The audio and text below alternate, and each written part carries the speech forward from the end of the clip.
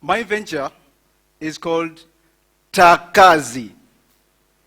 These are two words put together. Taka and Kazi. Taka means waste, and Kazi means employment. When I was a little boy of 4 years, my parents left our family. My mother remarried, and my father went to Tanzania to look for employment. But he did not come back. He fell sick, he died, and he was buried there. I did not see my father again. I lived with my grandmother.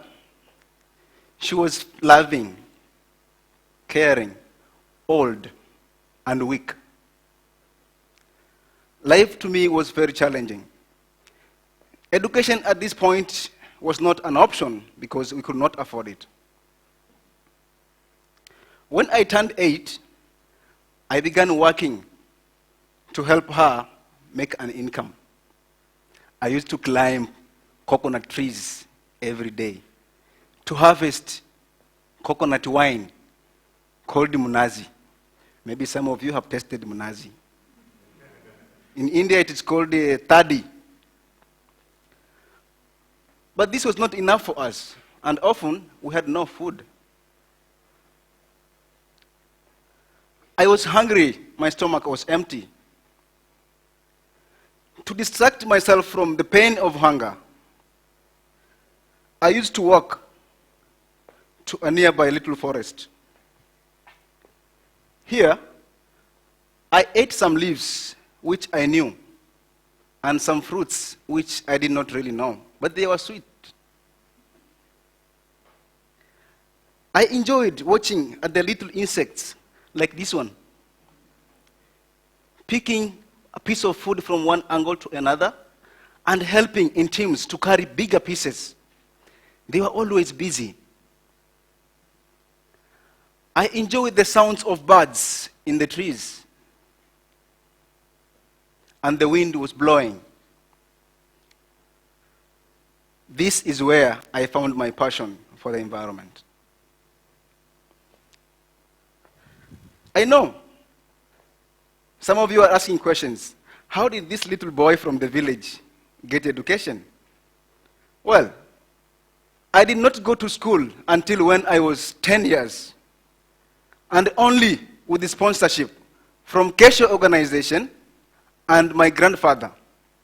Through their support, I finished my basic education, high school, and later I joined college in Mombasa city.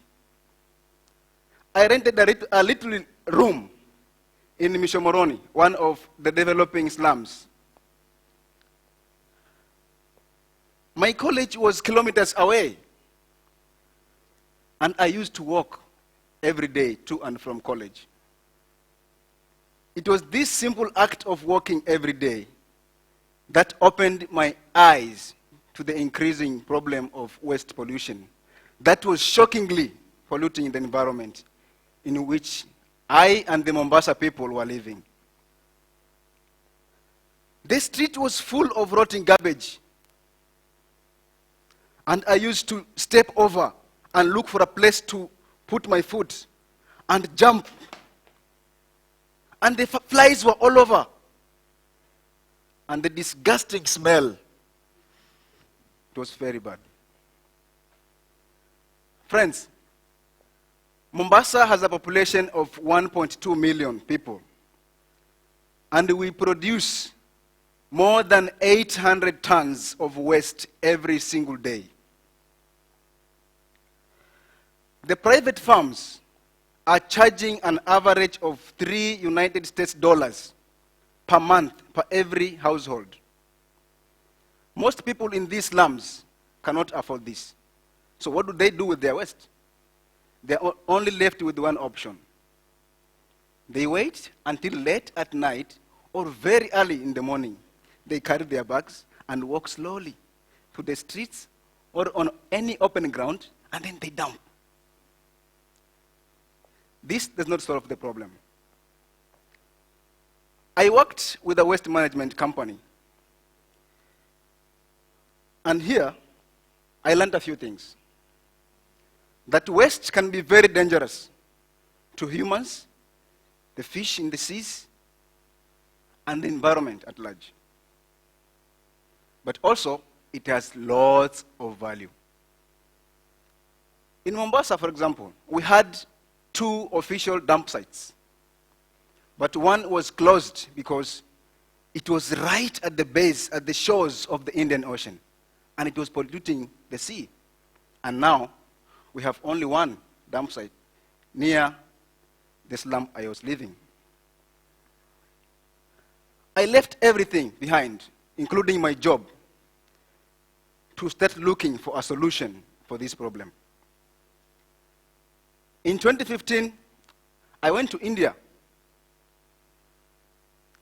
and I studied at Kanthari, and there I got my solution. Takkazi will implement an inclusive model for those who can pay and for those who cannot pay. We are not going to charge anyone to collect waste. And we will not collect all kinds of waste at one time. Takkazi will have a center. At this center, I already see women in yellow dust coats, pushing handcarts, going to the streets, to the villages, collecting waste and bringing in this center. At this center, further segregation of the waste will be done. This is meant to reduce the volumes for our space and also the value of these materials. Therefore, as individuals, as communities, as nations, and the world at large, there are 3 main aspects that we need to remember and practice. 1, reduce. Reducing waste is not rocket science.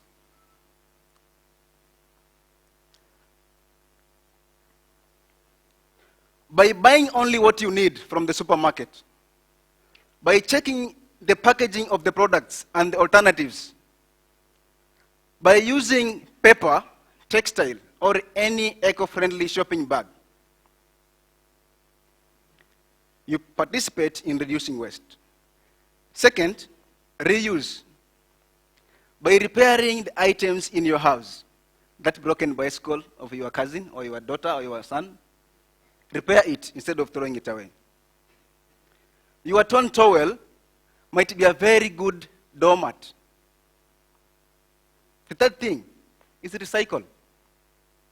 The items that cannot be repaired anymore, the toys, the newspaper, take them to the nearest recycler.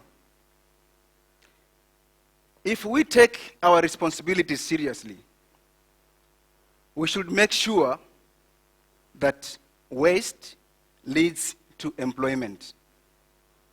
Taka leads to kazi. Thank you very much.